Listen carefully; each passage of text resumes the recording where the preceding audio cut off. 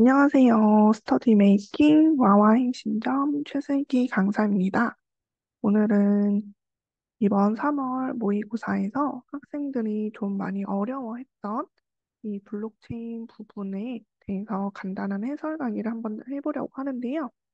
이번 블록체인 같은 경우에는 이제 시험 후에 선생님들의 평가를 보았을 때는 11번이 조금 까다로웠다라는 평가가 많았지만 실제 학생들의 경우에는 10번에 대한 부분을 정확하게 추론해내지 못했기 때문에 오답률이 10번이 오히려 더 높았어요. 그래서 이 두 가지 부분을 오늘 먼저 한번 해보려고 합니다.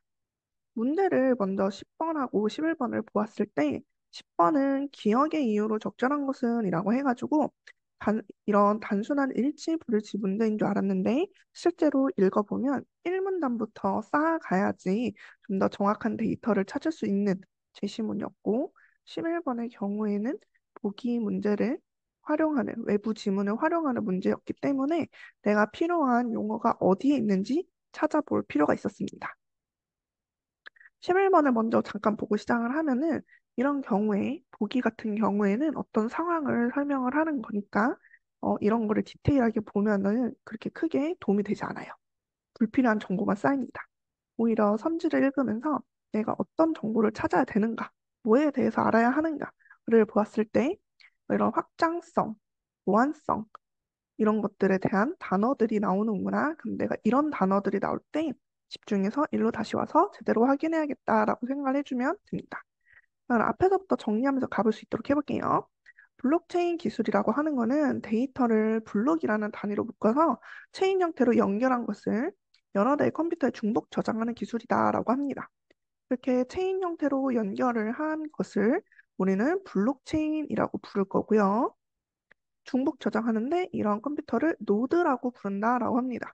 첫 번째 문단에서는 용어 정리를 하고 있기 때문에 내가 블록체인이라고 하는 게 뭔지 잘 모르는 우리 친구들도 여기 부분을 읽음으로써 아, 이런 개념이구나라고 정리하고 시작할 수 있게 되는 거죠. 새로 생산된 블록들은 노드에 전파가 되는데요. 이때 노드들은 어떤 역할을 해야 되냐면 단순히 저장만 하는 게 아니라 내용이 블록체인 내에 다른 블록에 있는 내용과 혹시 충돌하는 내용은 없는지, 반대되는 내용은 없는지, 그리고 다른 블록에 이중으로 포함되어 있지 않은지 이런 것들을 살펴보게 됩니다. 이런 것들을 우리가 검증한다라는 표현을 쓰게 되는데요. 검증이 다 되었을 때 검증을 통과했다면 상충되는 내용도 없고 이중으로 포함되는 내용도 없다라는 뜻이겠죠. 이거를 이제 블록체인에 연결할지의 경우는 하나의 그 노드만 따지는 게 아니라 모든 노드들이 참여하는 승인 과정을 통해서 정해집니다. 왜 여러 노드가 동시에 될까라고 하면은 여기서 보면은 블록들은 노드를 통해서 전파가 되는데 이 여러 대의 컴퓨터에 중복 저장한다고 했잖아요. 그러니까 여기에 활용되는 모든 컴퓨터들이 함께 이제 승인 과정에 참여를 해야 되는 거죠. 그래서 승인이 완료되면은 블록체인에 같이 연결이 되는 거고요. 이런 과정에서는 어떤 용어를 쓰느냐? 합의 알고리즘, 합의한다라고 하네요. 합의 알고리즘 예시로는 작업 증명이 있다라고 하니까 작업 증명이라고 하는 게 합의 알고리즘 예시라는 개념을 기호로 적어두도록 하겠습니다.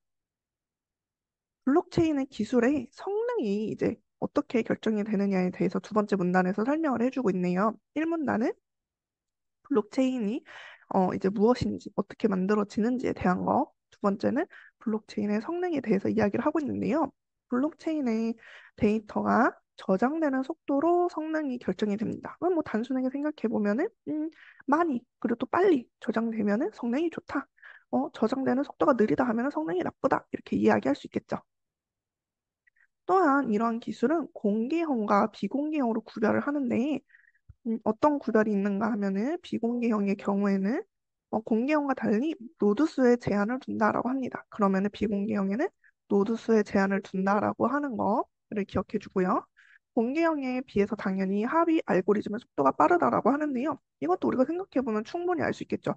노드 수에 제한이 있다는 거는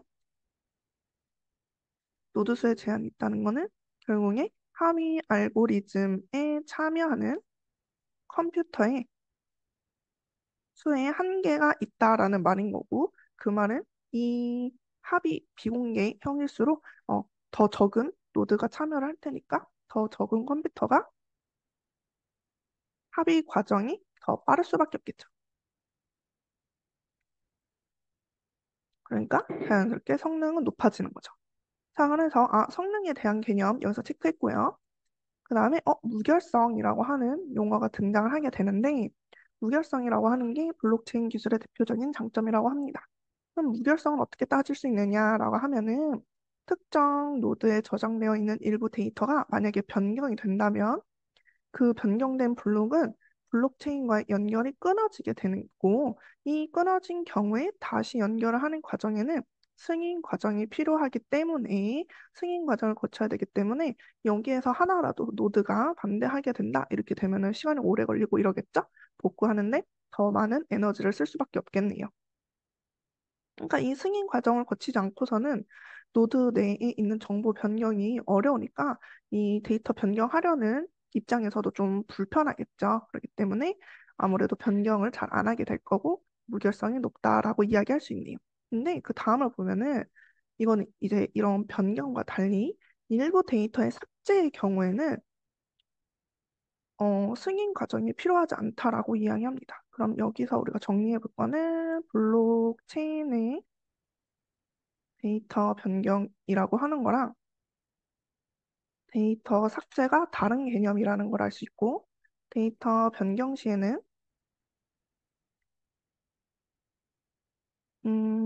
다시 승인해야 해서 시간이 더 오래 걸리는 반면 데이터 삭제의 경우에는 승인 과정이 없으므로 시간 여유가 더 생긴다라고 내용을 정리해 볼 수 있겠네요.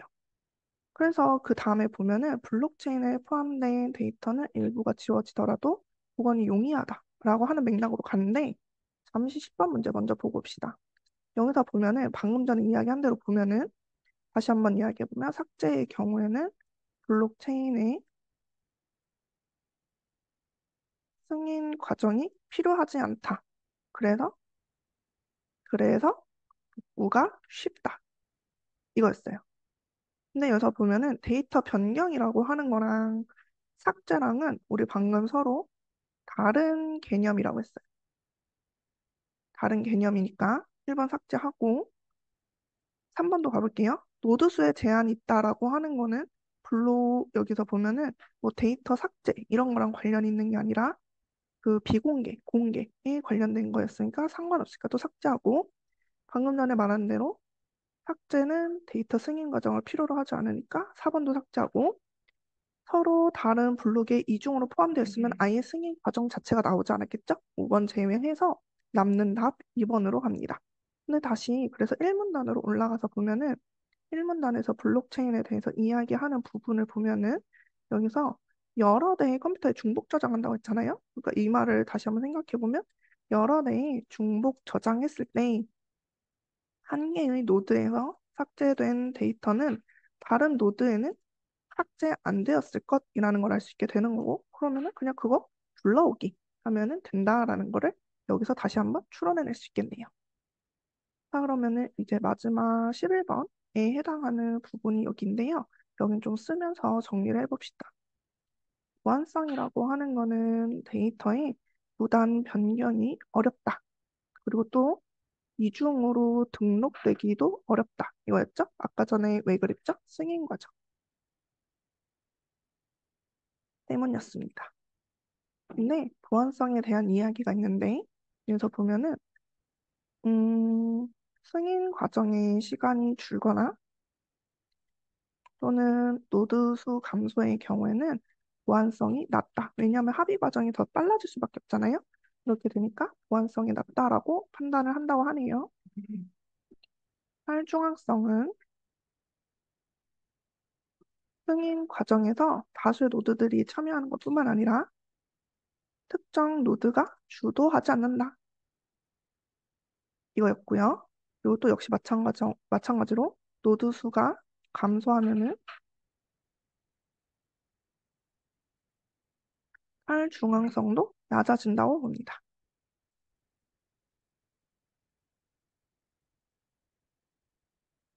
그래서 여기서 보면은 확장성이 이제 마지막이네요. 확장성은 블록체인이 기술이 목표로 하는 응용 분야에 적용 가능할 만큼 성능이 높은 것. 노드 수가 증가해도 서비스 유지가 가능한 것이에요. 그래서 보면은 아까 전에 이야기했다시피 성능이라고 하는 거를 위에서 다시 한번 보면은 성능은 저장되는 속도를 의미하는데 노드 수가 많아지게 되면은 저장해야 될 장소가 많아지니까 아무래도 성능이 떨어질 수밖에 없겠죠. 그래서 이 확장성에서 중요한 거는 무엇인고 하면은 노드 수가 증가해도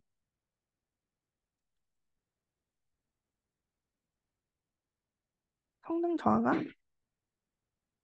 크지 않은 것이라고 정리해 볼 수 있을 것 같아요. 자, 그러면 세 가지 내용 정리했으니까 11번 문제 가보도록 해보겠습니다. 11번 문제에서 1번부터 보면은 보기 전에 보기를 잠깐 볼게요.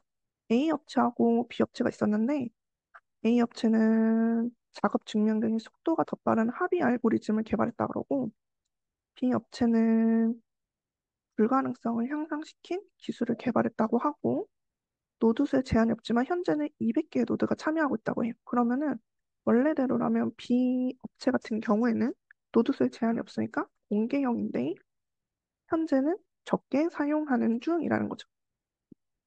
적게 사용한다는 거를 우리 아까 다시 정리하는 걸로 돌아서 보면은 노드 수 감소라고 파악할 수 있어요. 그러면은 노드 수가 감소했으니까 탈중앙성은 낮아지고 보안성도 낮아지는 그런 모드를 가질 수 있겠네요. 하지만 다시 한번 더 정리해보면은 노드 수가 증가해도 성능 저하가 크지 않은 것. 확장성에서 반대로 말하면 노드 수가 적을수록 확장성은 좋다.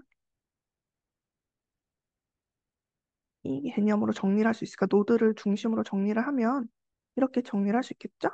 그러니까 여기에서 답이 3번. 성능은 적어졌죠. 노드 수가 200개밖에 안 되니까.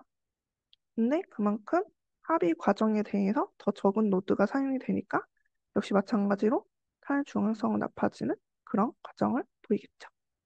그래서 지금 이렇게 보기와 10번하고 11번을 보는데 10번은 일종의 속어법으로 좀 더 명확하게 나와 있는 데이터를 중심으로 찾아보았고 11번에서는 이제 가장 중요한 노드 수를 중심으로 하는 내용을 정리를 먼저 한 다음에 접근을 해보았습니다. 10번, 11번 같은 문제를 풀 때 많은 친구들이 이제 놓치고 가는 게 본문을 정리를 하느냐, 안 하느냐에 관한 문제니까요. 지금부터 남은 기간 동안 또 스스로 본문을 좀 이렇게 가독성 있게 정리하는 연습 같이 하면서 공부했으면 좋겠습니다. 그러면 여기까지. 안녕.